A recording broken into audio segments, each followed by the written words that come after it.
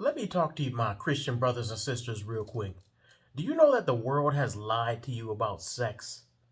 Every time me and my wife get together, we watch one of our favorite TV shows, and without fail, they'll have the same scene over and over.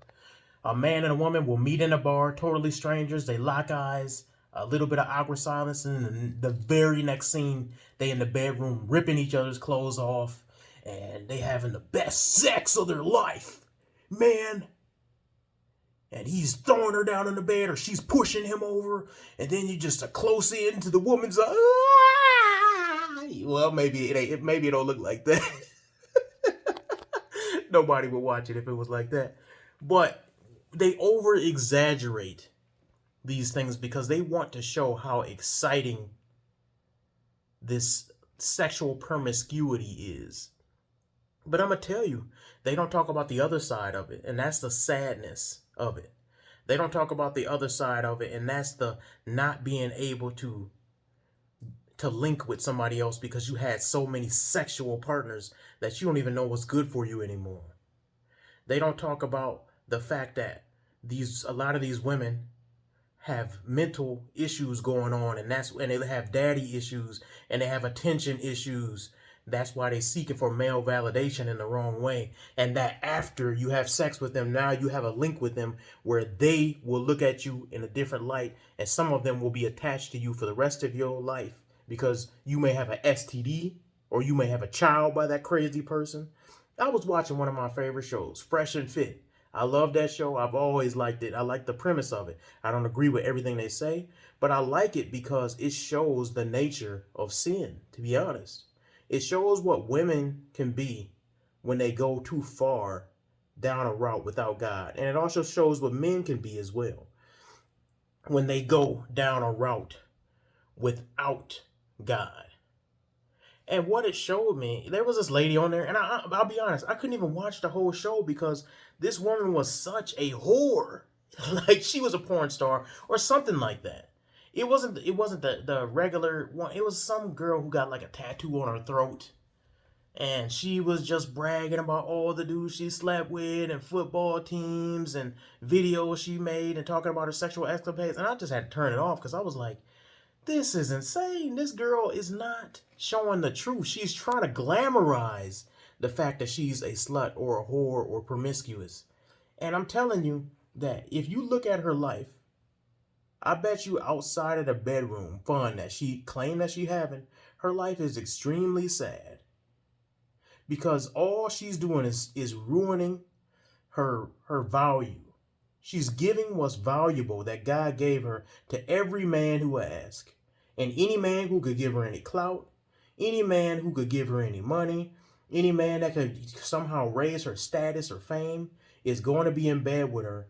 And now I can't even imagine all the STDs and things she probably has. But think about the sadness of not being able to link with somebody, not being able to say, this person is the person that God supposed to have put me with. And this person is the person that God created me to be with for the rest of my life. But being able to say, yeah, thousands of men have had me in the most intimate way. And I'm cool with that. Do you really believe for 1 second, those who have had sex, not the virgins, you really think for 1 second that this woman has no mental problems going on after she just talks about her sexual escapades of having, intercourse with several men at a time? You really think there's nothing going on there? Be honest. Even those who don't believe or subscribe to Christianity, you really believe that a woman can go and just be with a whole basketball team and nothing led up to that? That nothing, no childhood trauma, no daddy issues, no none of that. People say, oh, well, if that's what she wants to do, then that's what she wants to do. Those people are being dishonest.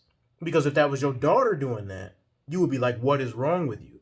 And some people will even lie and say, if that's what my daughter wants to do, then you are a bad person. If you think your daughter is supposed to be getting down and getting jiggy with the whole basketball team at the same time, let's not even take it to like Christianity staying within marriage.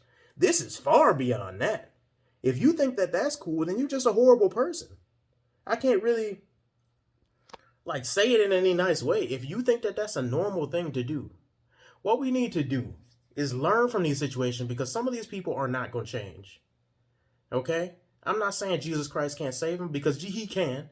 And I've seen him change people's lives. And it's still hope as long as you're alive to turn your life to Jesus Christ. But what we need to do is we need to teach our sons and our daughters.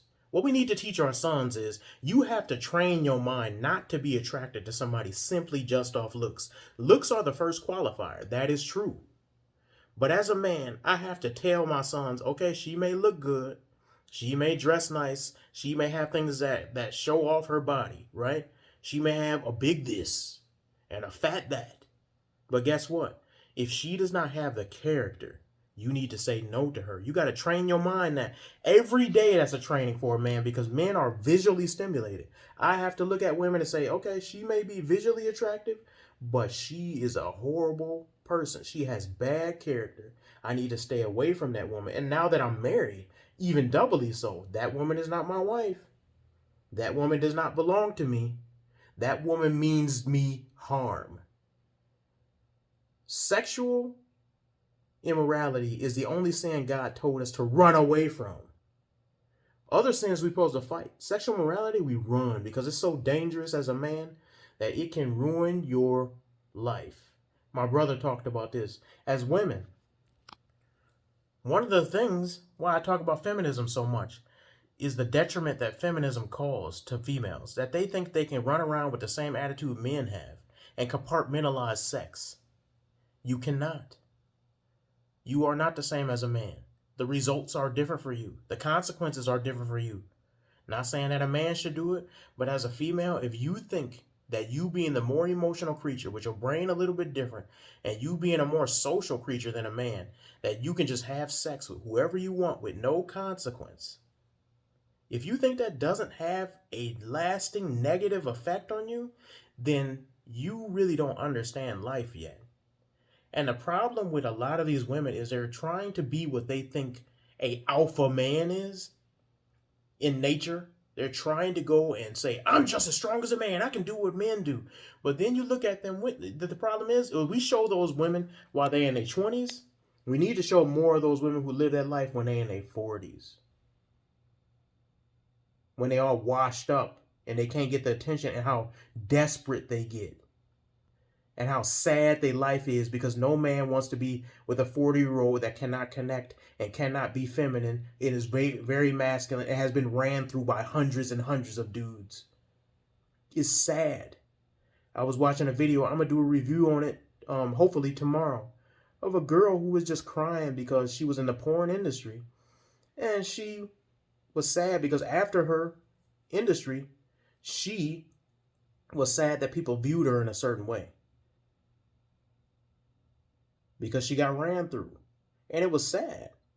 I don't feel any joy in saying, look at that whore, look at her life, and it's trash.